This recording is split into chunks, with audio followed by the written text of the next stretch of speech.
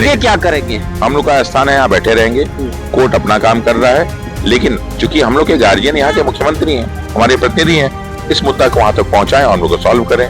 जब तक सॉल्व नहीं हो तब तक जारी रहे। बिल्कुल जारी रहेगा। चलने पड़ते हैं। पप्पू यादव भी ये आंदोलन कर रहे हैं, तो आपको नहीं लगता कि ये राजनीतिकरण हो रहा है इस पूरे मामले का? तो ये धरना नहीं सत्याग्रह है। धरना और सत्याग्रह में जमीन आसमान का फर्क। सत्याग्रह हमारे संविधान में लिखा हुआ एक शब्द है, और साथ ही साथ जो है हमारे स्वतंत्रता आंदोलन का जो सबसे प्रमुख शब्द था वो सत्याग्रह था। इस वक्त हम पहुंचे हुए हैं पटना के गर्दनी बाग, वही गर्दनी बाग जहां अपनी मांगों को लेकर, अपनी आवाज को लेकर बेबस लोग यहां आते हैं, और यहां कई दिनों से बीपीएससी अभ्यर्थी अपनी मांगों को लेकर धरना पर बैठे हुए हैं। और इस धरना को अग्रणी भूमिका निभाने वाले गर्दनी बाग के गांधी कहा जाता है। हमारे साथ रमांशु सर है, इनसे हम जानेंगे कि ये बेबस अभ्यर्थी क्यों धरना दे रहे हैं और उनका साथ रमांशु सर क्यों दे रहे हैं। रमांशु सर, पहला तो ये धरना नहीं सत्याग्रह है। धरना और सत्याग्रह में जमीन आसमान का फर्क है। सत्याग्रह हमारे संविधान में लिखा हुआ एक शब्द है, और साथ ही साथ जो है हमारे स्वतंत्रता आंदोलन का जो सबसे प्रमुख शब्द था वो सत्याग्रह था। तो हम लोगों ने वहीं से ये शब्द लिया है। और प्रश्न ये उठता है कि हम लोग क्यों यहाँ बैठे हैं।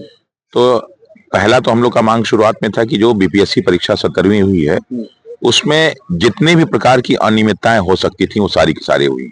जैसे क्या क्या हुई? जैसे पहला तो जो बाबू परीक्षा परिषद में पेपर का जो है बाहर जाना, पेपर का देर से मिलना, बिहार के अन्य कई सेंटरों पे जो है जैमर का काम न करना, सीसीटीवी कैमरे का ना काम। पर्चे लीक हुए हैं। पर्चा लीक का लीक तो एक बहुत छोटी सी चीज है। लीक तो ये हो कि पेपर कहीं पहुंच गया, लेकिन ये होता है कि अव्यवस्था, कोई व्यवस्था ही नहीं। जो इन्विजिलेटर है उनको ये तक नहीं मालूम कि परीक्षा कराना कैसे है। कहीं पे बायोमेट्रिक नहीं हो रहा है, तो कहीं पे साइन नहीं हो रहा है, तो कहीं पे फोटो नहीं लिया जा रहा है, कहीं पे जो है जैमर नहीं काम कर रहा है, कहीं पे सीसीटीवी कैमरा नहीं काम कर रहा है, कहीं पेपर को सही टाइम से नहीं दिया जा रहा है। और जबकि नियम बनाता है कि 11 बजे तक आप एंट्री कर जाएंगे, और लड़के 11 बजे से लेके जो है 12 बजे तक बैठे हुए, उनको पेपर नहीं मिल रहा है, मार्कशीट नहीं मिल रहा है। तो कितनी प्रकार की गड़बड़ियां हो सकती है। यानी कि बिल्कुल एकदम तैयारी था ही नहीं, और इन्होंने पेपर कराया। उसका जो पेपर क्वेश्चंस का स्टैंडर्ड था, वो स्टैंडर्ड से इतना बुरा था कि वैसा बुरा क्वेश्चन आज तक जो है बीपीएससी में कभी पूछा ही नहीं गया। तो हर प्रकार की अनियमितताएं हुई हैं, उसका सही से आकलन होना चाहिए। उनमें जो भी लोग दोषी हैं उनके खिलाफ सख्त कठोर कानूनी कार्रवाई होनी चाहिए, और पूरा दोबारा जो है पुनः परीक्षा होना चाहिए।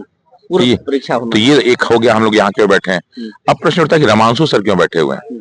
तो दरअसल क्या है कि जब भी कोई बच्चा कहीं पढ़ने जाता है और घर से बाहर जाता है, तो माता पिता की भूमिका में उसका गुरु ही होता है। क्योंकि हम लोग किसी भी बच्चे को ये नहीं मालूम था कि हम लोग करेंगे क्या। अभी तक भारत में क्या होता रहा है, बिहार में क्या होता रहा है कि बच्चे जो है दोपहर में या सुबह निकलते थे अपनी मांग को लेके, और मुसल्लापुर हाट से या लखनऊ पटना यूनिवर्सिटी से निकले, और निकलने के बाद कारगिल चौक आए, और कारगिल चौक आने के बाद लाठीचार्ज हुआ। लाठीचार्ज में किसी का हाथ टूटा, किसी का पैर टूटा, सब वापस, और कहानी वहीं खत्म।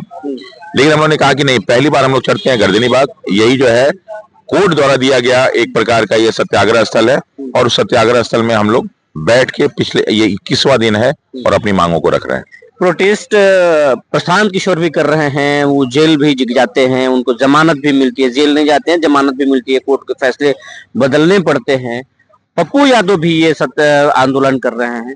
तो आपको नहीं लगता कि ये राजनीतिकरण हो रहा है इस पूरे मामले का? देखिए, हम लोग चाहते हैं कि बिल्कुल ये राजनीतिकरण हो जाए, और हम लोग चाहते हैं कि बिहार की सभी पार्टियां इसमें शामिल हो जाए।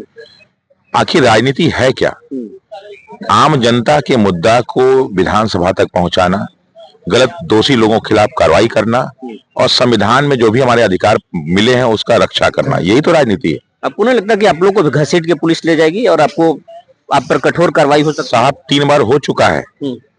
6 दिसंबर को लोग लाठी खाए हैं, 25 दिसंबर को लाठी खाए हैं, 29 दिसंबर को लाठी खाए हैं। हमारे पास 2-2 थाने में केस है, और यहाँ जितने लोग बैठे हैं सबके केस है। आपको लाठियां लगी?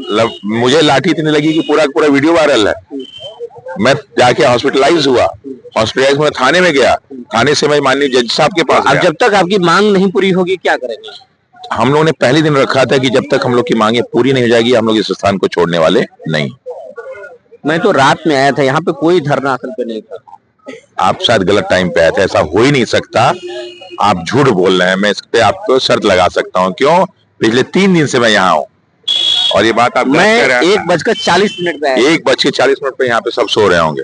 आप झूठ बोल रहे हैं, जगे होंगे। आप ये कह सकते कि लोग सोए होंगे, आप ये नहीं कह सकते कि मैं आया यहाँ नहीं थे।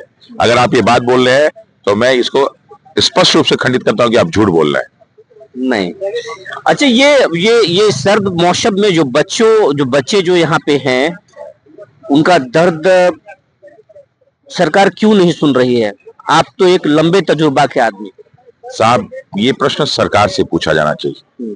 सरकार का कोई प्रतिनिधि हमारे पास नहीं आता है और आते हैं तो हम लोग बहला फुसला के चले जाते हैं। आते हैं डिटेन करने और जब लगता है कि बच्चे ज्यादा हैं तो फिर कहते हैं कि हम प्रतिनिधि के रूप में आए हैं। हम लोग यहाँ से पहली बार 6 दिसंबर को बीपीएससी में गए चेयरमैन से मिलने, और बीपीएससी के चेयरमैन से मिलने के लिए 5 लोगों को बुलाया गया और गेट बंद करके लाठीचार्ज करा दिया गया। तो ऐसे पीटे गए। हाँ, उसके बाद 25 दिसंबर को जब हम लोग के बीच का एक छात्र आत्महत्या कर लिया तो कुछ लोग प्रतिरोध करने के लिए 25 दिसंबर जब ऑफिस बंद रहता है, बेली रोड आधा खाली रहता है, कुछ बच्चे गए वहां पे बीपीएससी के ऑफिस के सामने प्रोटेस्ट करने के लिए, और वो जो फुटपाथ बना उस पर चल रहे थे, सड़क पर नहीं चल रहे थे, उनको वहां पे बेरहमी से लाठी से मारा गया।